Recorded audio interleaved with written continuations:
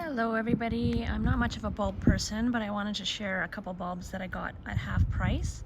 I have never had Gladiator Alliums in my garden. I've had Purple Sensation. So I thought I would give these a try because they are half price. So I got these for about $7.50 each plus tax, and these are the ones that get the huge blooms, the really big balls. There's 3 bulbs in each, and you can see how big these bulbs are. They're almost like a giant clove of garlic. So 3 for $7.50 each is a pretty good deal. So I thought I'd give these a chance, and I got 2 packets of these.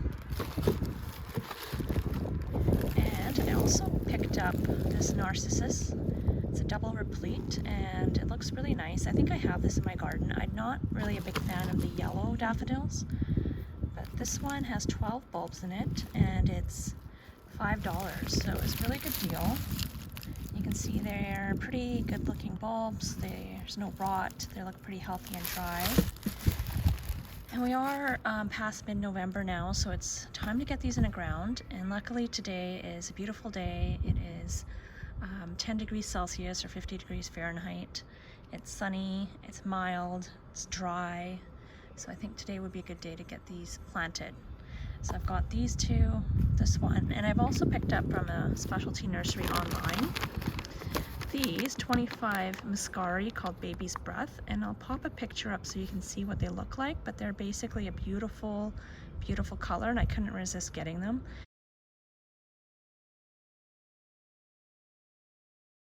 Because they are so small, they say it's best to get a minimum of 25 and plant them in a group. So that's what I'm going to do.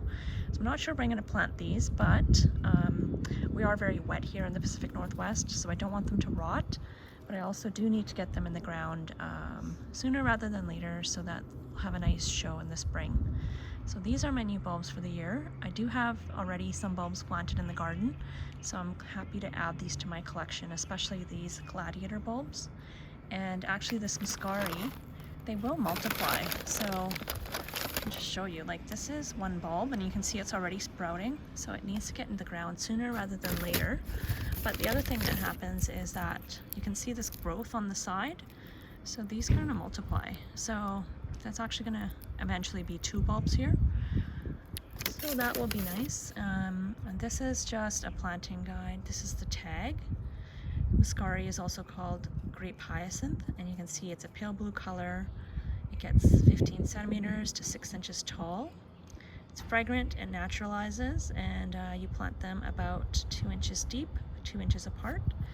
And they give you a nice little planting guide here in case you don't have that on your trowel, which is nice. It says plant in well-draining soil and water after planting. So our soil is already pretty wet because it rained yesterday, so I won't water it, but I'm happy to get these in the ground so they can start naturalizing.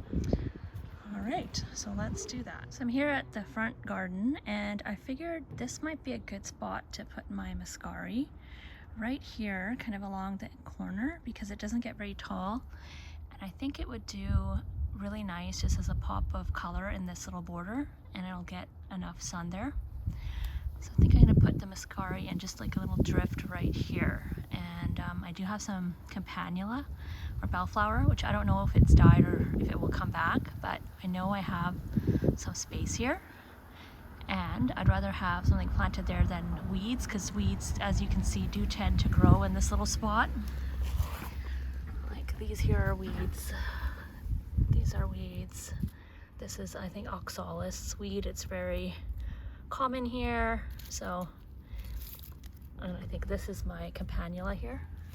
And I did have some snapdragons that self-seeded, and here's little Cosmo self-seeded. But I would like to put something here other than just nothing. So it's very wet here, but what we'll do is I'll plant the 25 Muscari here in a grouping, and hopefully that will do well there. And here I'm digging the hole, and I've used this trowel, which is very handy because it has measurements on it. So I've dug about 2 inches deep, and I'm using this edge of the driveway as the guide. And I don't want to, you can see how wet it is here, so I don't want to put them in too deep because I don't want them to rot. But also, in the summer just does stay pretty dry being next to the driveway. So hopefully we'll see next spring, but I'm hopeful that these bulbs will not rot, and we'll see how they do. Okay, so I've got 5 of them in there right now, and I put them about 2 inches apart. You can see some of my old cardboard there from my sheet mulching. So what I'm going to do is just cover this up with the dirt. So it's about 2 inches depth. And try to get the weeds, try not to put the weeds back in there. And there's lots of worms in here, so that's a good sign. Just clean up a little bit.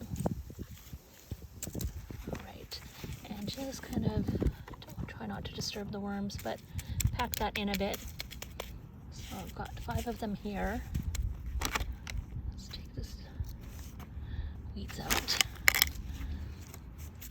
I'm gonna put some of the mulch back on. I've got a lot of leaves that I can put on this bed.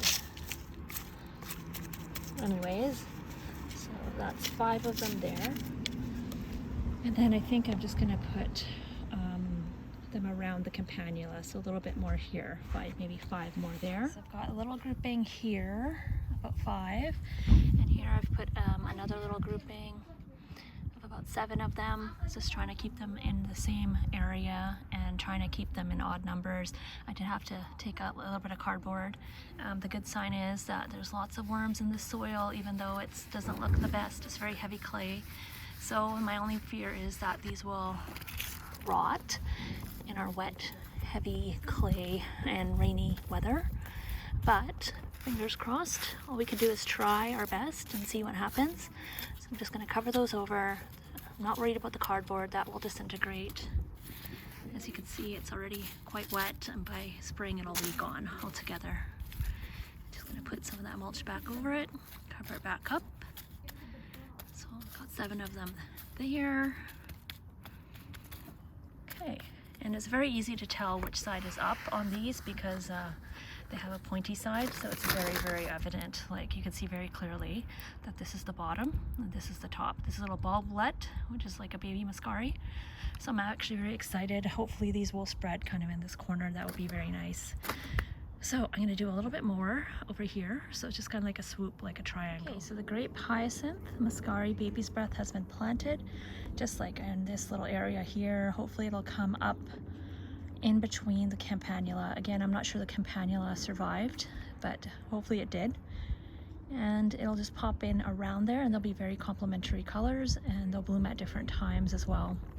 And as you can see, we have lots of leaves, which are giving insulation to the garden bed.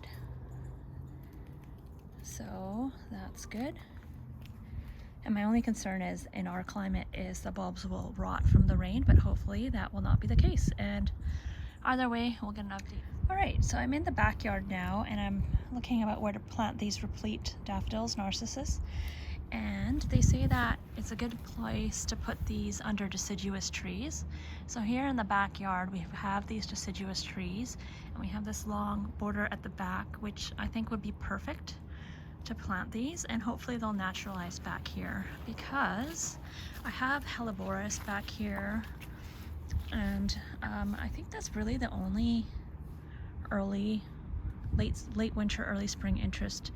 So it would be nice to have daffodils back here, especially these nice ones, and if they naturalize, that'll be a nice nice flower to see from the window of the backs of our house. So I think I'm just gonna find some spots under here to plant this, and hopefully they'll bloom before the trees leaf out, and it'll be less shady for them here. So there's a lot of leaves falling down, which I'm gonna leave. That's great for the soil, improving the soil, and hopefully I won't dig and hit something that's already there. But I'm gonna try to do these in groups as well. So I've got 12 of them, so maybe I'll do just like 3 groups of 4 in a little cluster, like a triangle type. All right, let's get to it. Okay, so these flowers, it says that they need to be planted 15 centimeters deep, or 6 inches deep, and they require part to full sun. All right, so what I've done is I've put 3 here, a bunch here, a couple there, and a couple there, and a couple there. So just like a little drift, like an S kind of shape here. And there was actually more in the bag than 12, which was nice. And some of them are actually like already almost double. So you can see, for example, this one here is almost 2 already. I'm not going to split it apart, but you know, you can see how they naturalize.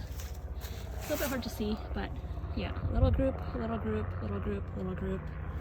So this backing up, little swoop in this garden bed kind of in the center. So let's get them in the ground. Okay, so I've got the hole dug and it's 6 inches, which is basically the length of this trowel. And I've put the 3 in there. You can see clearly what part is up, the pointy side up. It's very easy. The plate on the bottom has roots on it still, so it's very easy to tell.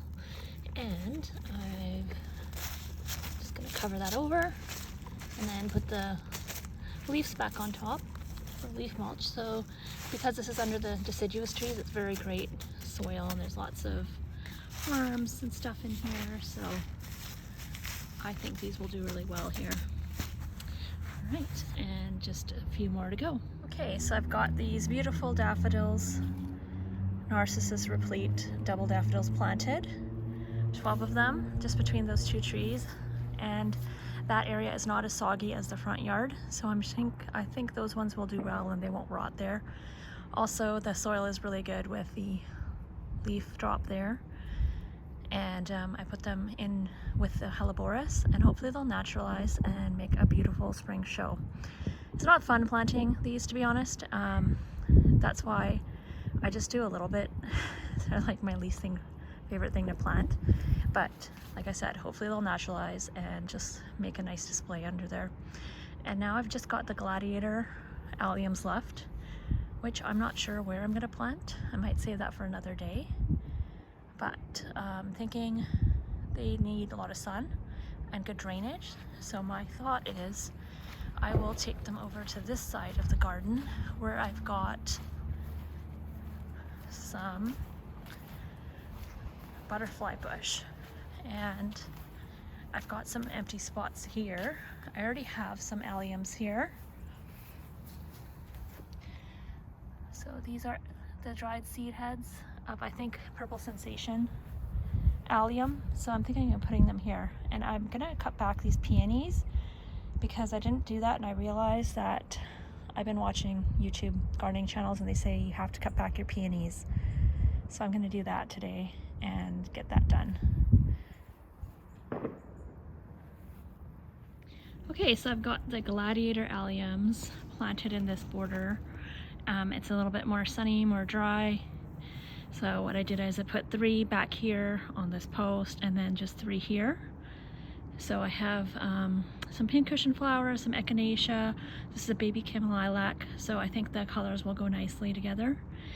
And it's discouraging to see how many weeds there are actually that are kind of getting out of control. But anyways, I guess that's what happens with gardening. I do have to edge this. My goal was to edge this and put this plastic in along here this summer. I just didn't get to it, unfortunately. But losing light, unfortunately the days are shorter and shorter. Now that it is fall going into winter, we only have daylight until approximately 4:30 in the afternoon right now. So that doesn't leave a lot of time for gardening in the daytime, unfortunately, because yeah, with work, you know, you're really restricted to just the weekend, and not just if it's like a dry day, it's very rare. So have a lot of work to do in the garden still with cutting back. This is a bed that I have a lot of tulips planted in, which give a lot of spring color. And this is a lilac tree, which is amazing. So I have a lot of plants that didn't quite make it into the garden yet, so we'll keep plugging away until, you know, we can't do it anymore. But I'm really glad I got those bulbs planted, because I knew, like, buying them, I restrained myself because I knew I wouldn't, if I bought a lot, there's no way I would have gotten them planted. So it was a manageable amount, and sometimes, you know, just do a little bit at a time. That's all you can do. And yeah, I'm glad I got those in the ground so I can enjoy them next spring, and getting them half price, and I didn't go crazy, so proud of myself. And looking forward to seeing how they all look next year. We'll give you an update tour in the spring when they bloom, hopefully. Fingers crossed. Thanks for watching.